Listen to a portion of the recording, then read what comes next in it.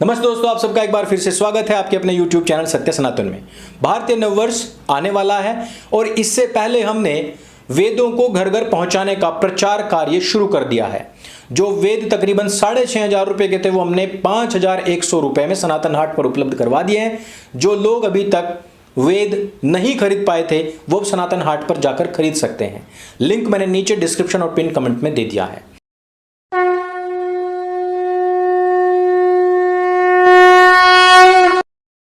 आज हम बात करने वाले हैं केजरीवाल के उस बयान के बारे में जिसने उसने द कश्मीर फाइल्स को झूठी फिल्म करार दिया और कहा है कि इस फिल्म को हम टैक्स फ्री तो क्या ही करेंगे, इसका पोस्टर भी दिल्ली में नहीं लगने देंगे।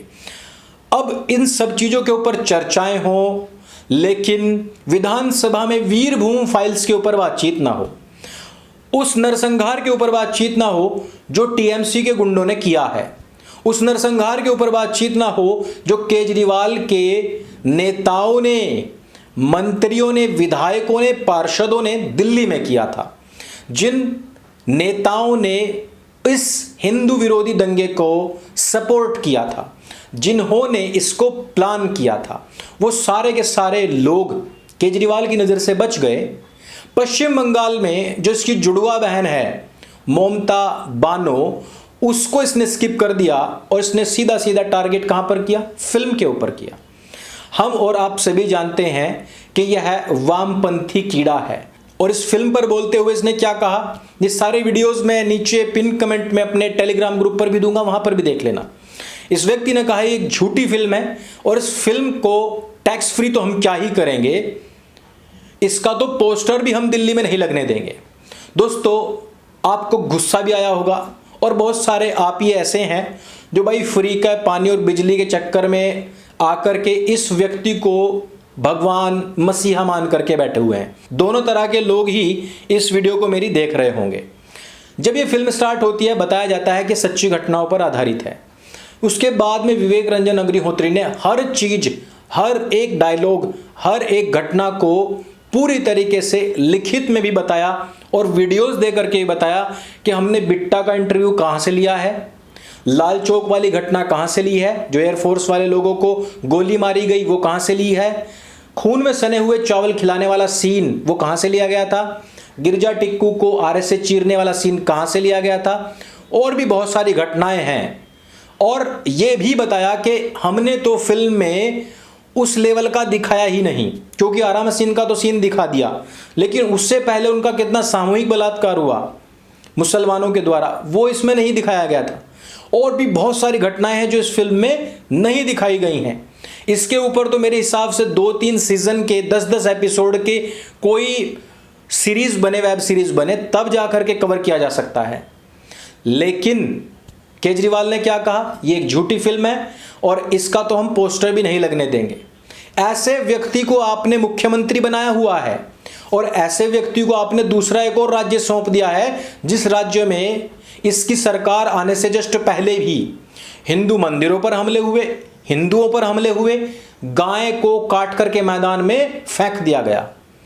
जिस व्यक्ति ने दिल्ली के अंदर हिंदू विरोधी दंगे प्रायोजित करवाए, जिस व्यक्ति ने कन्हैया कुमार के खिलाफ केस चलने में अड़ंगे मचाए, जिस व्यक्ति ने वक्फ के नाम पर मुसलमानों का खूब तुष्टीकरण किया, 53 से अधिक स्थानों पर अवैध मस्जिदें और मदरसे बनवाए, मज़ारें बनवाई, जिस व्यक्ति ने मुसलमानों को पोषित करने के लिए सारे खजाने खोल दिए, दिल्ली दंगे के अंदर हिंदुओं को कुछ नहीं मिला, मुसलमानों के लिए इन्होंने पूरा राशन भी सप्लाई किया और यही नहीं, रोहिंग्याओं तक को किया। वो तो योगी महाराज जी का बुलडोजर जिंदाबाद के उन्होंने अपनी उस जमीन से रोहिंग्याओं का अवैध कब्जा छुड़वा लिया।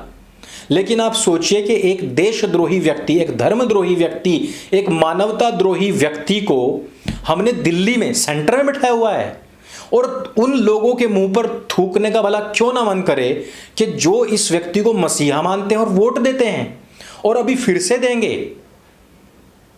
हिंदुओं के नरसंहार करता दिल्ली के अंदर किया इन्होंने, और कश्मीरी हिंदुओं का जो नरसंहार हुआ और उनको जबरदस्ती वहां से भगाया गया इस्लामिक आतंकवादियों के द्वारा, भारतीय मुसलमानों के द्वारा, उन मुसलमानों को सपोर्ट कर रहा है और आज उन कश्मीरी हिंदुओं नहीं बल्कि पूरे भारतवर्ष के हिंदुओं के ऊपर यह हंस भी रहा है। तो क्यों ना थूका जाए उन लोगों के मुंह पर जो इसको मसीहा बना करके बैठाए हुए हैं। वीरभूमि में पिछले एक हफ्ते के अंदर पूरे पश्चिम बंगाल के अंदर मैं बताता हूं 26 से अधिक हत्याएं हो चुकी हैं, राजनीतिक हत्याएं, और राजनीतिक हत्याएं मुसलमानों की हुई हैं। आपको भी पता है किस प्रकार से अखलाक की मौत के बाद में केजरीवाल तुरंत पहुंच गया था, किस प्रकार से जुनैद की हत्या के बाद में तुरंत पहुंच गया था। लेकिन यहां 26 हत्याएं हुई हैं, वहां पर नहीं बोलने गया है। मुसलमान ही मरे हैं फिर भी नहीं गया है। कारण क्या है? मारने वाला भी मुसलमान ही है। प्रॉब्लम पता है कहां होती है? जब जुनैद चाकू दिखा करके यात्रियों को ट्रेन में डराता है, उनके ऊपर हमला करता है, और जब एक व्यक्ति उसी का चाकू छीन करके प्रतिकार करने लग जाता है, तो केजरीवाल क्या कहने आता है कि जी गौमांस के चक्कर में मार दिया गया है, हम तो इतने करोड़ रुपए देंगे, अखलाक को इतने देंगे, जुनैद को इतने देंगे, रकबर को इतने देंगे, पहलू को इतने देंगे, लेकिन अंकित को कुछ नहीं देंगे, लेकिन दिलबर को एक पैसा भी नहीं देंगे। ये मानसिकता है। अरे कौन कह रहा है टैक्स फ्री करने को? मत करो टैक्स फ्री।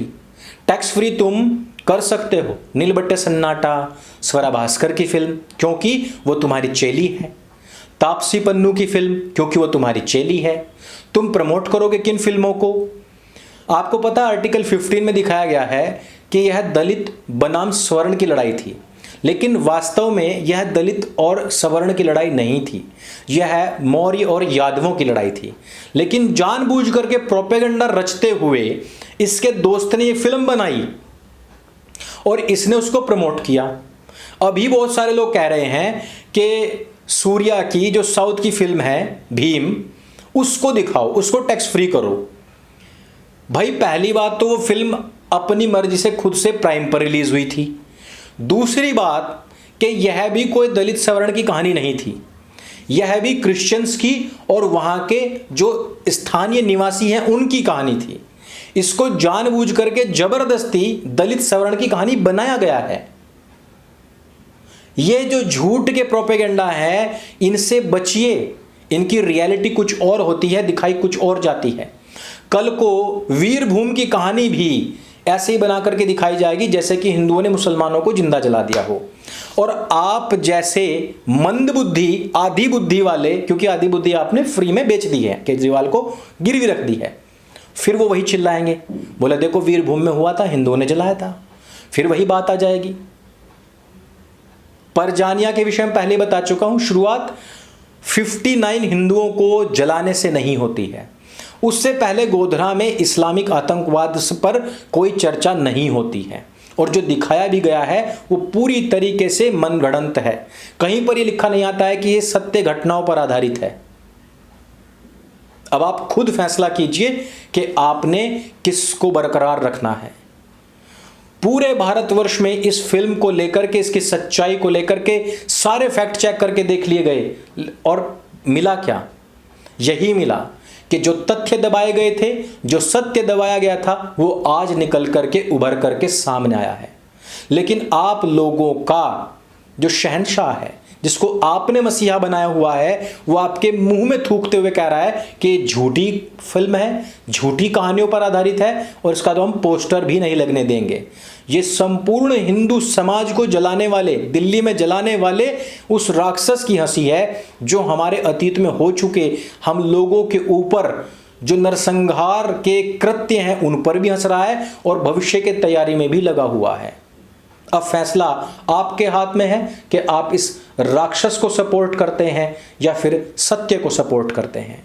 ये लोग कभी उन लोगों से सवाल क्यों नहीं पूछते, और इनकी पूरी की पूरी जो गैंग है वो उन लोगों से सवाल क्यों नहीं पूछती कि 3000 करोड़ रुपए कमाने के बावजूद दंगल के प्रोड्यूसर्स ने, डायरेक्टर्स ने, एक्टर्स ने पहलवानों के लिए क्या किया। वो सुल्तान के प्रोड्यूसर से क्यों नहीं पूछती कि उन्होंने रेसलर्स के लिए क्या किया। वो भाग मिल्खा भाग के प्रोड्यूसर से क्यों नहीं पूछती कि उसका पैसा उन्होंने स्ट्रगल जो कर रहे हैं बच्चे दौड़ के लिए, रनिंग के लिए, उनके लिए क्या किया। ये लोग बस यही चाहते हैं कि दाऊदवुड में यह बॉलीवुड फंसा रहे, हिंदी फिल्म इंडस्ट्री फंसी रहे, कोई उनके पास से बच ना पाए, उनके जाल से बच ना पाए, उसी में फंसा रहे और यहां कुन फया कुन और अल्लाह मौला करते रहें।